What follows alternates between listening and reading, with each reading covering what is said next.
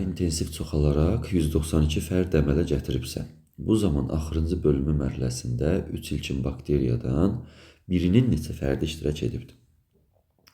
Bizdən deməli birinin neçə fərdi iştirak etdiyini soruşur və biz belə bir iş görək. Bakteriyaların bölünməsini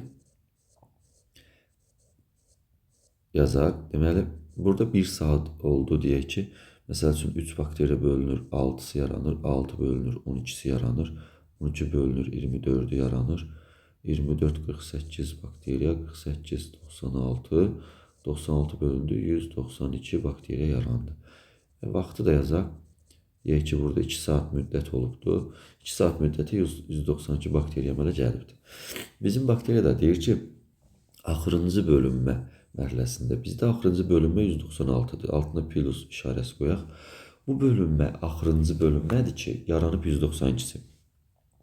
Və 3 bakteriya bölünəndə 96 axırıncı bölünməyə məruz qalan bakteriya yaranıbsa, bəs bir bakteriya bölünəndə axırıncı bölünmədə neçə fərd burada vardı deyirsə, tam bunu da buradan tapmaq olar.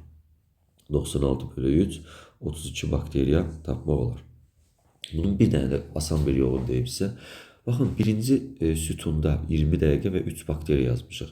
Bunun altında duran bakteriya x qoyuruq. İkincinə məsəl üçün 2x qoyuram. Üçüncünə 4x qoyuram. Yəni bu belədir ki, 2 dəfə arta gedir. 8x olur. Məsəl üçün 16x, bir də 32x olur. Deməli biz bir bakteriyanı götürəndə 3 yox. Məsəl üçün x riyaziyyatda bilirik ki 1 deməkdir. Tamam, bir bakteriyanı götürəndə yenə 32x'i birbaşa da tapmaq olar. Qısa yolda belə olacaqdır.